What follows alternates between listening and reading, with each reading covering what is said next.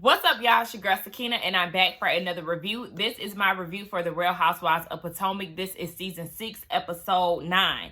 Now, before we get into it, I do want to remind y'all that we will not be going live tonight on the Whether You Like It or Not panel. We are taking a break because of the holiday, and some people have to work, some people are free, and all of that. So we just decided to take a week off, and we'll come back next week, and we'll let y'all know what page it's going to be on, because we're now rotating. So at some point it is going to be on my page. So yes, don't be expecting us to go live tonight because we won't be there. But let's go ahead and get into this review. So the episode opens up with Mia getting ready to go see her mama. So she picked out an outfit a day before. Okay, moving on to Wendy. She did say that she let Eddie know about the Williamsburg situation, but now she's still puzzled as to why Gizelle would do this to her. So she starts to cry, and I'm like, again, you're crying again because of this, Wendy. Seriously, like, I don't want you to be doing all this crying like this, girl, because yes, like, these type of things are going to happen on the show. Yes, you're going to have to clear bitches time and time again for things that you don't agree with them saying. But you can't cry every time, sis. Like, I don't want to be the one to try to control somebody's tears. I don't like that because I'm an emotional being myself. But, girl, time to thicken up that skin. Like, we understand how you feel about your husband, but now Eddie is saying, you can't be basically like she's projecting. She's unhappy with her situation, and now she's trying to bring that upon you and your marriage. And she said that she doesn't think that, what did she say? She said she doesn't expect them to feel the way that she feels about it because they never experienced the love that her and Eddie have, and they never will. I don't like that. I don't like that. As much as I do not like the Green Eyed Bandits and can't stand Ashley, I don't like the fact that she said that they would never understand, they would never experience that. Because I do feel like we all deserve to be loved, even the people that you can't stand. And it'll make you think like, oh, what does he see in her? But, different strokes for different folks. Wendy, don't wish that type of ill will on the people because we all need love. Now, one thing about it that I forgot to mention, the key word when Wendy said in her confessional that they're bringing up this old news. Old news? What you mean by that? So this was already swirling around and they just so happened to bring it on the show? Is that what you're saying? Like, did this really happen and you and Eddie move past that? Like, what do you mean? What do you mean? What do you mean? What do you mean, Wendy? We need clarification, okay? Now, moving on to the Green Eyed Bandits. They're starting their podcast. I see Gizelle is sporting her embellished hat. I said, okay, one thing about Robyn, she gonna love a star. She had on a camo jacket, like a utility jacket with stars on it. Okay, her braids and her scrunchie. But the topic of their podcast is relationships.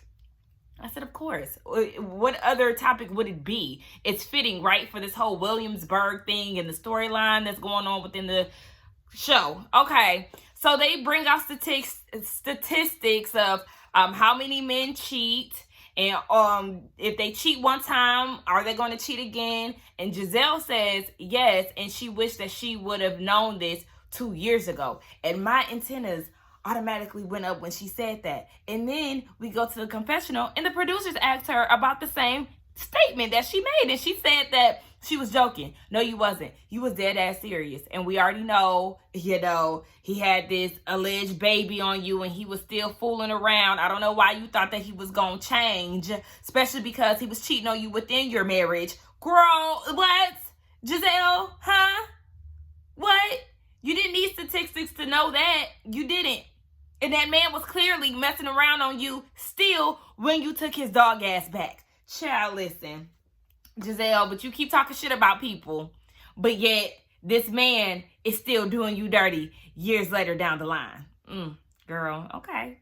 Now she says if this is a lifestyle of you cheating, then she's always going to put herself first before the relationship. Well, you should have kept that energy, because I don't understand why you thought that that man had changed. You should have put yourself first when you tried to entertain the thought of getting back with Jamal, because everybody was looking at you crazy. Your daddy, your kids that you share with him, Robyn. Like, girl, the America, the audience, hello, we was all side-eyeing you. Like, girl, what are you thinking? You're the one who ends up looking dumb, and that's exactly what happened. Now Robyn saying that Jamal and Giselle wasn't meant to be together. Girl, you and Juan not meant to be together, just existing, not really having a valuable relationship that contains any type of substance or any type of weight to hold it together. Like, girl, what? Robyn said that she doesn't have tolerance for anything less than what she deserves. But you still with the same nigga who gives you nothing. Okay. This friend that Giselle said that she was concerned about and she wanted to check in on in regards to infidelity, was that Wendy? Because if that's the case, you didn't go to her directly, so you can't be talking about her. We see Candiace and Chris together. She got a lot on her plate. She got a music video that she has to do in 2 weeks. She has some homework assignments that she needs to catch up on because she is getting her master's. And then she starts talking about Williamsburg and all that has happened and how Giselle was questioning their relationship and how Chris is pretty much riding her coattail with this manager thing. And Chris was like, that's not true. Like, you've been supportive of me. You helped me out with my restaurant down to being a hostess because we were understaffed. Now the people are saying, sir, that you did not own that restaurant. So I don't know what that is about. But that's neither here nor there within this conversation. But it kind of is. But, yeah. So then he said, she mentioned that Ashley is Candiace did say that Giselle was projecting onto her Ebony and Ivory love story and she needs to mind her own business, something that we all been saying. But she talked about Ashley and how she was gleefully stirring the pot. She was only there for 4 hours and she was getting her titty milk and smiling within the camera, saying that she didn't expect that to happen with the whole Wendy ordeal. And it's like, I mean, you kind of put 20 on 10 with the whole her laughing and all of that, because I mean, sometimes and y'all know I don't like Ashley, but sometimes when you're a little nervous or uncomfortable, you might like laugh or smile or something like, ugh, I didn't expect that to go the way that it went. But then at the same time, Ashley, you know how this shit go. You've been on this show for 6 years. You already know that she was not going to take that too kindly. So what did you expect? But child, listen, we already know that Candiace does not like Ashley, her breast milk, and her big ass forehead. And she definitely ain't my favorite person either. Gold member and his Star Method questions can get the hell out of here.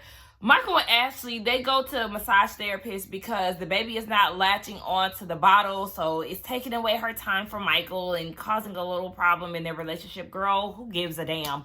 So, yeah, he started asking her all these damn interview questions. And I would have been so turned off by that. Like, listen here, you old white man.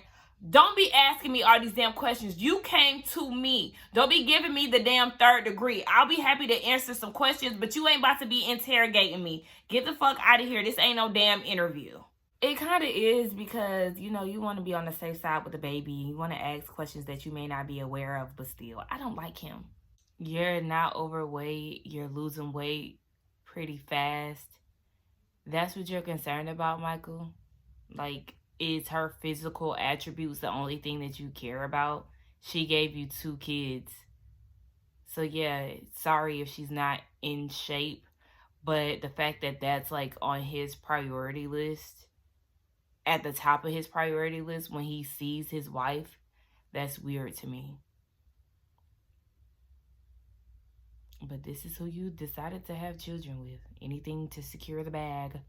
Now, Robyn, you think that you don't need therapy when you admitted yourself that you do have seasonal depression. Depression. That's a mental illness. You need therapy. You're unmotivated, you're unproductive, and all it is because you need therapy. You're depressed, okay? You got deals from Macy's, QVC, and whoever the hell else, TJ Maxx, and you didn't take those opportunities because you're depressed. Wine don't want you. You're depressed. You're fearful of ruining the bag again. You're depressed. Girl, you need therapy, not just a life coach. You can definitely have both, but you need therapy. This outfit that Mia is wearing is just giving me too much going on. She got these extra distressed jeans, which I cannot stand. Like, I can't. A rip or two, okay, but like the whole jean, I don't know. I just don't like that look anymore. But that's besides the point. She has a silk dress, a silk shirt on. I think it has like a chain on it. And then the fur that she was wearing, it just was giving me very busy. I don't know if she was trying to stunt on her mama, but that damn show ain't the outfit that she picked out with Gordon. I knew that whole thing was fake anyway. But she said that she was excited to be there with her mama. Her mama ain't say shit. Yeah. I said, oh, well, I'm interested to see how the rest of this conversation gonna go. Because the mama can't even give her, me too. Like, girl, damn, okay. So they get into a conversation. It was awkward at first. But she asked, because they were talking about her kids, and then her mom was like, yeah, I used to say that you get on my nerves because, you act just like your dad. So she wanted to know, what did her dad do? Her mom didn't want to go down that route because obviously it was painful for her. Like, she started to tear up almost immediately when she asked that. But she did go into it. She said that her dad introduced her mom to drugs. And Mia got burned one time when her mom was at work and she had to go back home. And Mia had these second-degree burns on her body. And her mom was confused because the dad was there. But when she got home, he was down in the basement with another woman. So obviously he was cheating on her, drove her to the point where she wanted to commit suicide. It just wasn't a good environment for her mom to be in and for Mia to be in either. Mia said in her confessional that she blocked out the things that her dad did when he was under the influence because that was the bad side of him. She has all these great memories of him outside of that, but once he was under the influence, he was a different person. So she definitely had a rough childhood. The things that her dad put her through, the things that she went through when her parents were together, being in foster care and all of that, like that definitely was a lot. She thanked her mom for the conversation, and her mom felt like they should have did it a long time ago. Her mom seems pretty cool compared to what Mia kind of described her as, or what I took it as. I felt like her mom was like this very standoffish lady who didn't want absolutely anything to do with Mia. Not saying that that's not true, but she was more receptive to speaking to her than I thought that she would be. But it was an overall good conversation. Mia had a tough childhood, and I appreciate her sharing the story, even though I don't care for her too much. I didn't have to say that, did I? So Karen goes dress shopping for her vow renewal with Ray. Now, a few days earlier, she had went to the same place that she's at, and they doing a walkthrough, her and Ray. And she talked about, all right, Ray, so let's see how me and you do walking down the steps. First of all, that man is old, so you gonna make him walk up all them steps just to practice walking down the steps. It's not like you in your dress or anything like that. So, girl, what are you doing? Like, no, there's no need. Y'all can practice that at home, girl. Girl, Karen is so extra. And then she talking about she got a dress from Turkey, which is $10,000, and she needs a second dress because she needs something that she can dance in. Okay, but like, I was expecting something like a little less extravagant because they all look like, ball gowns. I like the first dress, and she gonna ask Mia and Wendy because they came to help her choose. She asked them, so what do y'all think Ray would feel? I don't know. I'm not Ray. I can't answer that question because I'm not him. But the second dress was giving no. It was a lot of damn, I can't even describe it right now. But I literally just had the word and it's not there anymore. But yeah, it was not cute to me. But Mia is looking around like, oh, this is cute. This is a cute space. But Wendy let her know, yeah, this is actually where they're going to have the venue. Now, the outside of it, Mia said the same words that I said. Oh, industrial warehouse. Girl, what? I would never think to have a venue at a place like that from the outside, but the inside is very beautiful. Now, they get into this conversation about Giselle inviting the girls to Robyn's birthday party and leaving Wendy and Karen out. Child, I'm sure Wendy don't want to go no way, and I'm sure Karen don't want to go because they don't get along with the Eyed Bandits. And just as I expected, they don't really care because Wendy ain't even talked to her since the whole Williamsburg situation, so she didn't even expect the invitation anyway. And Giselle said in her confessional that neither Karen nor Wendy told Robyn happy birthday, so they ain't invited. Okay, that's understandable. I ain't mad at it. Now, I was confused as to what Karen was talking about when she said that she has her challenges with Giselle. However, are you going to kick a wounded dog? Is she talking about Giselle? Is she talking about not going in on Giselle? She's a wounded dog? Like, I don't know. I mean, obviously she was talking about Giselle, but I'm trying to figure out why she said that. I don't know if it was bad editing or what, but whatever. In her confessional, she was saying that obviously something is wrong with Giselle if she thought that she was actually in a relationship with Jamal, and that if she just came to the girls and let them know that she was hurting, then she would get the support that she needs, even from Karen, even though she don't really care for her. Giselle, I feel like she too prideful to come to the girls and say that. Karen, stop trying to reach for this apology. You sitting there trying to bring Mia in the middle of it. Like, Mia is in the middle now at this point since she got to deliver messages and shit. So Karen is like, deliver this message to Giselle. You know, all she has to do is text me saying, I regret using the word death, and we'll get along for the sake of the group. Let this death shit go, please. This shit is played out. It's not entertaining. It's not interesting. It's not even like a good drama piece. Like, I don't... And this right here is why Candiace needs to go ahead and get a manager that is not her husband. Because obviously it's causing issues within her marriage, okay? She's having problems with Chris not being available because she's going into her video shoot week and he's not going to be there for 2 days, and she's feeling overwhelmed, afraid that things may fall between the cracks and he's not there to cover, but he's saying that he has call sheets and things in place and people in places just in case X, Y, and Z does happen. Now, they did a flashback of like 3 different occasions where he wasn't available to be there with her. Some of those instances sounds like she just wants him around, not necessarily that he's needed. I don't know too much about the manager life, so I can't really give any type of critique on if he should be there for every single thing. But you need to just go ahead and get somebody who is not your husband, somebody that is not a family, somebody who has experience. Get it done, okay? Simple as that, because they get into an argument and he said that he wants to go play golf. And the reason why he's not going to be there is because he's doing cooking classes. You know, he does that virtual and all that. That's a way for him to make money. And he was like, well, you know, if I don't do these things, then yeah, I'm going to have to ask you for allowance. Like, I need to make my own money as well. And that causes them to get into an argument because he's going to play golf later and she doesn't like that. He's always playing golf and he wants to take time to do things for him. And she told him that she would cuss him the fuck out and he need to check his attitude, and he get up and walk away. Like, damn, why you talking to your husband like that? You was real mean to Chris, Candiace. No, ma'am. Like, do you want to stay married? Then you need to be a little nice. You need to be a little softer. And this is coming from somebody who can work on being soft too, girl, okay? Let's work on it together.